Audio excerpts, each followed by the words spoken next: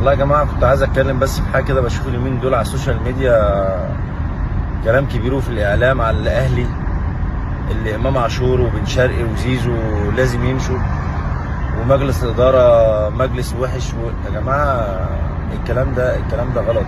الكلام ده مش حقيقي. زيزو وامام وبن شرقي ده كواليتي لعيبه الاهلي عمره ما هيعرف يجيبه تاني. اللعيبه دي المجلس الاداره اول موسم لما جابهم عارف ان هم لعيبه جامده جدا. فمشكله الاهلي الرئيسيه مشكله فنيه في مدير فني هو اللي وحش. انا بلوم شويه على مجلس الاداره اللي هو ما عرفش يجيب مدير فني يعني جامد يحط تكتيك معين واسلوب لعب معين للاهلي.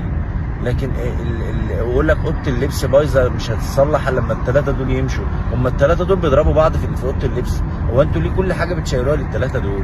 الثلاثه دول اجمد لعيبه في مصر. الثلاثه دول لعيبه كواليتي عالي جدا. يعني ريال مدريد يمشي فينيسيوس جونيور ومشي كيليان امبابي عشان اوضه اللبس تتصلح، ولا عايزين مدير فني جامد يصلح تكتيك الفرقه ويصلح اسلوب لعب الفرقه؟ لكن يا جماعه مانشستر سيتي ما بقاش مانشستر سيتي الا لما جوارديولا هو اللي مسك. كان بيجيبوا اعظم لعيبه في العالم وياخدوا الدوري كل 5 سنين مره. يعني مانشستر يونايتد بجلاله قدره اما السير مشي بقى وحش جدا. صدقوني المشكله مش في اللعيبه، المشكله في اداره فنيه. بقول لك برضو كابتن وليد صلاح الدين مش على يا جماعه. هو كابتن وليد صلاح هو في لعيبه بتضرب بعض، في لعيبه بتعمل مشاكل يعني.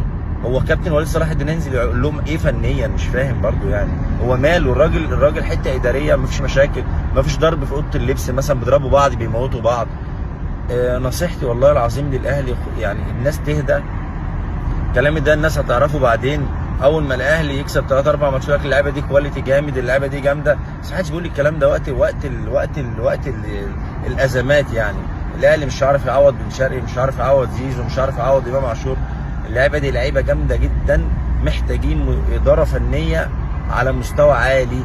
الاهلي جايب صفقات جامده جدا، عايز مدير فني على مستوى عالي. وجمهور الاهلي والله يسيبهم. بشوف بعض الناس بيقولوا كلام مش صح، غلط. انتوا المفروض اللعيبه دي عندها عدم ثقه رهيب.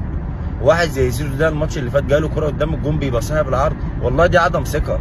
دي عدم ثقه من كتر الهجوم والضغط على اللعيب. ما اللعيب ده برده في الاول والاخر البشر على فكره. والله انا ما اعرفش يعني ماليش علاقه كبيره باللعيبه دي، بس انا لعيب كوره وعارف انا بقول لك ما فيش حد هيعرف، مش محدش عارف يقول اللي انا بقوله ده.